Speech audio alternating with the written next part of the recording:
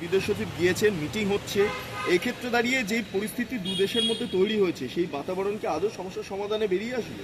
দেখুন, আমি ভারতবর্ষে একজন স্বাধীন দেশের স্বাধীন নাগরিক এবং পশ্চিমবাংলার আইনসভার সদস্য হিসেবে আমি বলতে পারি, পার্শ্ববর্তী রাষ্ট্রের সাথে যদি আমাদের সুসম্পর্ক না করে ওঠে, আমাদের দেশের অগ্রগতির ক্ষেত্রে অনেকটা ধাক্কা লাগতে পারে। সেই জন্য আমাদের প্রতিবেশী রাষ্ট্রের সাথে আমাদের সুসম্পর্ক গড়ে উঠুক। আমাদের বিদেশ সচিব গিয়েছেন, সেখানে বাংলাদেশ আর ইন্ডিয়ার পরিস্থিতি সম্পর্ক স্বাভাবিক হয়ে উঠুক। আমাদের দেশ থেকে তাদের ক্ষেত্রে যেভাবে আসা যাতায়াত করতো, ভিসা থেকে শুরু করে যে সম্পর্ক তলানিতে গিয়েছিল সেটা আবার রিকভারি হোক, এটা আমি চাইবো। তবে আমি একটা কথা বলছি, যেভাবে বাংলাদেশের কোনো এক প্রাক্তন সেনাকর্তা বলল 4 দিনে নাকি ভারতবর্ষের অনেক অংশ দখল করে নেবে, আবার ইন্ডিয়া থেকে আমাদের দেশ থেকে অনেকে অনেক কথা বলছেন। এই যারা এই কথা ছোড়াছুড়ি করছে, তারা কোনো মতেই চায় না দুটো দেশের মধ্যে সুসম্পর্ক তৈরি হয়ে উঠুক। তারা কোনো মতেই চায় না আমাদের প্রতিবেশী রাষ্ট্রের সাথে সুসম্পর্ক হলে এই আপনার সাউথ এশিয়ার ডেভেলপমেন্ট হবে। তারা সবসময় এই দুটো দেশেরকে ব্যানারকে সামনে রেখে আমাদের প্রতিবেশী রাষ্ট্রগুলোর মধ্যে অশান্তি বৃদ্ধি থাকুক, এই কাজগুলো করছে। সুতরাং যে স্বপ্ন দেখছেন 4 দিনে নাকি ইন্ডিয়ার একটা অংশ দখল করে নেব, আমি শুধু এতটুকুই বলবো, বাংলাদেশের যত আর্মি আছে, আমাদের রাজ্যের যদিও কতটা বৈধতা আছে সেই প্রশ্ন নিয়ে বিতর্ক আছে, তার থেকে বেশি সিভিক ভলেন্টিয়ার আছে। এটা তাদের মাথায় রাখা দরকার। আর যে কথা তারা বলছেন, এই বাহিনীকে স্বাধীন করার জন্য 1971 সালে আমাদের ফোর্স গিয়েছিল, পাকিস্তানের হানাদারদের হাত থেকে তাদের বাঁচিয়েছে, তাদেরকে স্বাধীন করেছে, তাদেরকে স্বতন্ত্র হওয়ার জায়গা দিয়েছে। সুতরাং এ ধরনের অবাঞ্ছিত এমন মন্তব্য না হয়ে যায়, ইতিহাস না তারা ভুলে যায়। ভারতবর্ষের ক্ষমতা যথেষ্ট আছে, আমরা কোনোভাবেই কোনো অগ্রাসন নীতিতে বিশ্বাসী নয়, কাউকে এগিয়ে গিয়ে আক্রমণে বিশ্বাসী নয়। তাহলে আমাদেরকে কেউ যদি দুর্বল ভাবে, এটা সম্পূর্ণ তারা ভুল করছে। রাজ্যের বিভিন্ন জায়গায় সমবায় নির্বাচন এবং সেক্ষেত্রে বোমাবাজির অভিযোগ উঠছে। মুখ্যমন্ত্রী আজকে বললেন বাংলাদেশ নিয়ে সেই অর্থে কোনো মন্তব্য করবেন না যাতে অশান্তি দানা বাঁধে, কার্যত শান্তির বার্তা দিলেন। কিন্তু রাজ্য জুড়ে সমবায় নির্বাচনকে কেন্দ্র করে এই অশান্তি, সেন্ট্রাল ফোর্স পাঠাতে হচ্ছে, এমন একটা পরিস্থিতি তৈরি হলো। বারুদের স্তূপের উপরে আমরা দাঁড়িয়ে আছি, গলিতে গলিতে যাবেন, দেখবেন বোমাবাজি হচ্ছে, গুলিগালাজ হচ্ছে। মমতা ব্যানার্জি বক্তব্যের পরে বলেছিল সারা রাজ্যে যত অবৈধ অস্ত্রশস্ত্র আছে সেগুলো উদ্ধারের জন্য। 2 বছর অতিবাহিত হতে যাচ্ছে, এখনো পর্যন্ত বিভিন্ন এলাকাতে বিভিন্ন নির্বাচনে, আপনি সমবায় সমিতি, মাদ্রাসার ম্যানেজিং কমিটি নির্বাচনের কথা ভাবুন তো, ওখানে কি হচ্ছে? ওই নির্বাচনেও হিংসা করতে হচ্ছে। তৃণমূল এত খারাপ জায়গায় পৌঁছেছে, তাদের আর সে জায়গা নাই। এরা ফলে কি করছে, এদের ভোট হলে শান্তিপূর্ণভাবে ভোট হলেই, মানুষের মতামত ঠিকঠাক নিলেই এদেরকে মানুষ পরাস্ত করবে।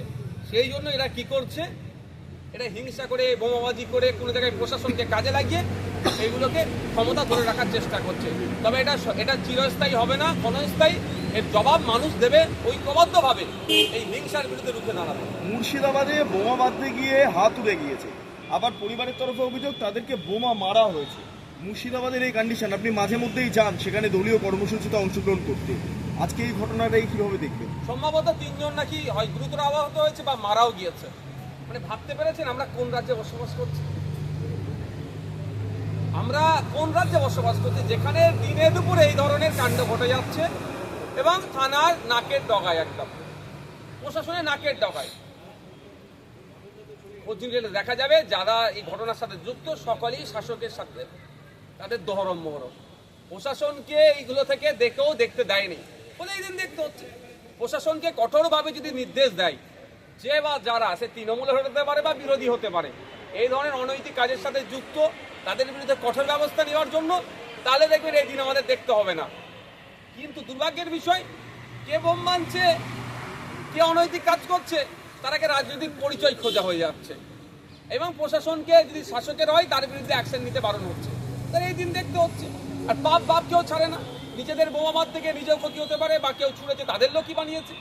শাসক দলের গোষ্ঠীদ্বন্দ্বের জেরে আজকে কুলপিতে দেখা গিয়েছে যে একজনের মৃত্যু হয়েছে, তিনি পঞ্চায়েত সদস্য, তিনি তৃণমূলের।